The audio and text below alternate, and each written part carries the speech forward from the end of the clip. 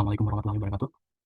Sebelumnya perkenalkan, saya Muhammad Ridwan Abdillah dengan NIM 20250080279. Saya dari Prodi Manajemen Universitas Nusa Putra. Di sini saya memiliki tugas yaitu untuk proyek UAS menjelaskan tentang materi pendidikan Pancasila.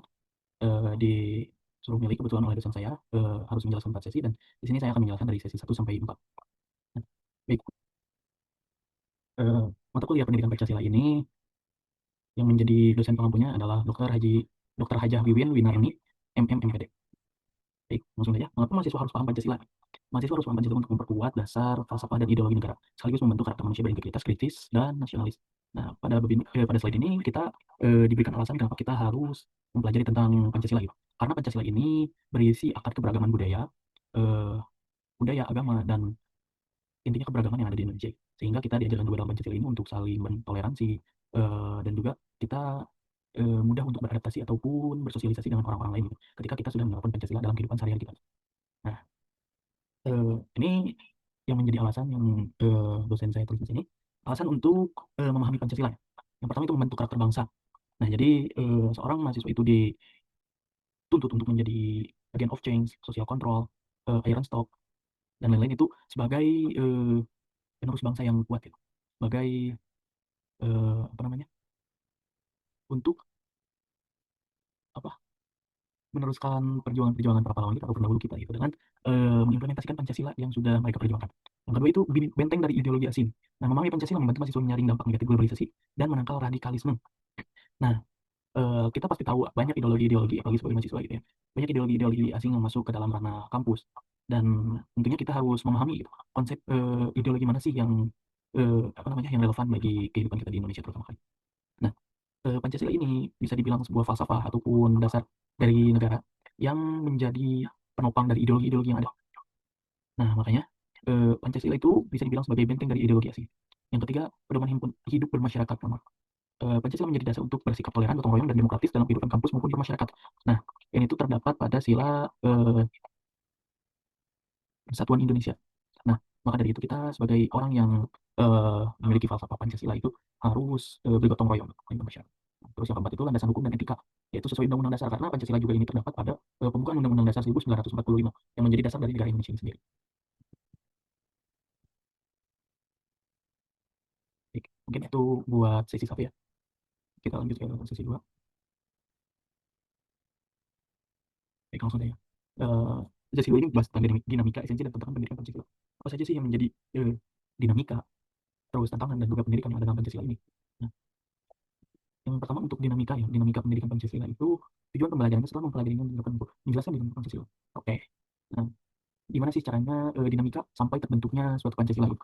Eh, kita harus tahu dulu bahwa Indonesia itu apa sudah merdeka pada tahun 1945, dan eh, terbit. Nah, Pancasila ini eh, dibuat oleh para pendahulu kita. Nah, pada tanggal 1 Juli 1947, terbit buku yang berisi pidato Bung Karno tentang lahirnya Pancasila. Nah, pada 1960, Departemen Pendidikan dan Kebudayaan menerbitkan buku Manusia dan Masyarakat Baru.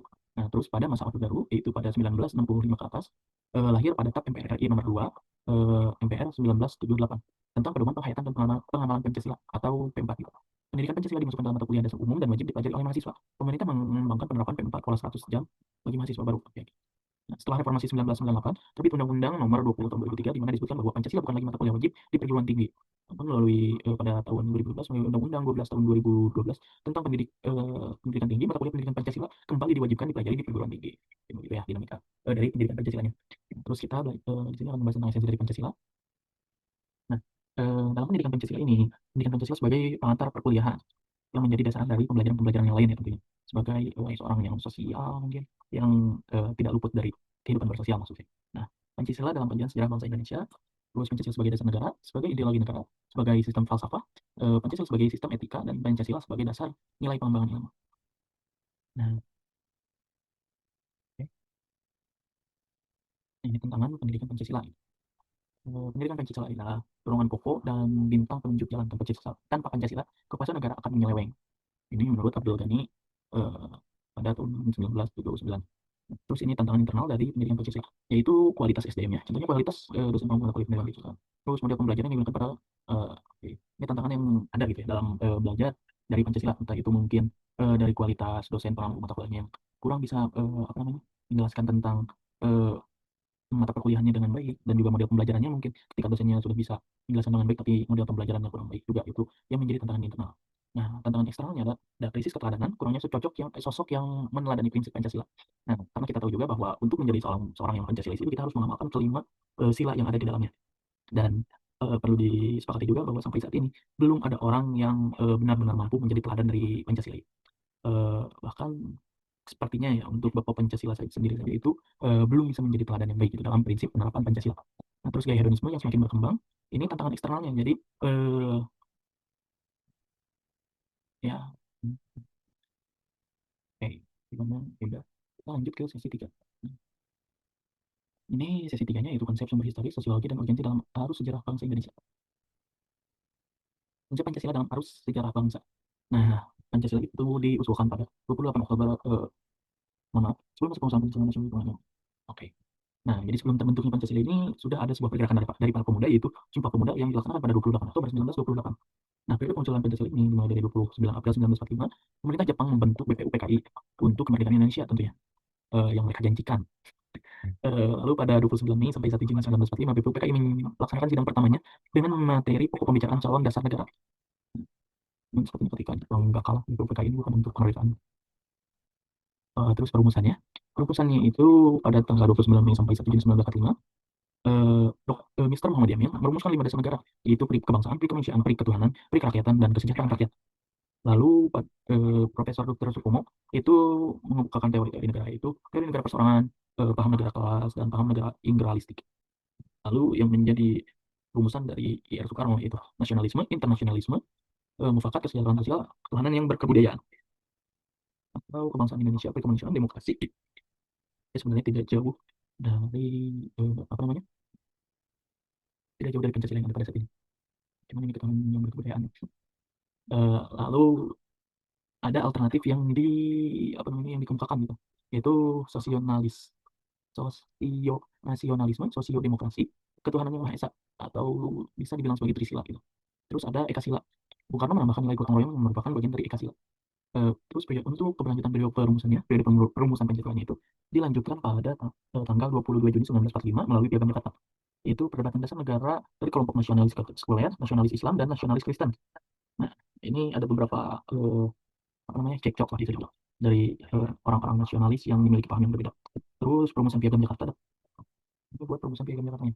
Nah, inti dari Piagam Jakarta ini antara lain pertama, ketuhanan dengan wajib menjalankan syariat Islam bagi pemeluk-pemeluknya. Terus yang kedua, kemanusiaan yang adil dan beradab. Yang ketiga, persatuan Indonesia yang berkelanjutan yang dipimpin oleh hikmat kebijaksanaan dalam permusyawaratan perwakilan. Yang kelima, keadilan sosial bagi seluruh rakyat Indonesia. Lalu poin yang pertama ini dirubah karena bisa dibilang terlalu nasionalis Islam gitu. Nah, terus ini sebagai statusnya. Pada intinya sumber dari Pancasila ini berdasarkan adat istiadat, kebudayaan, keagamaan, dan juga apa namanya implementasi atau pengembangan dari zaman-zaman kerajaan dan juga pastinya dipengaruhi oleh bangsa-bangsa asing di antik-antik asing. Lanjut, ini sumber sosiologis Pancasila. Okay. Pada intinya Pancasila itu mengajarkan kita untuk gotong royong, bersosial, seperti Pancasila bersosial. Hmm.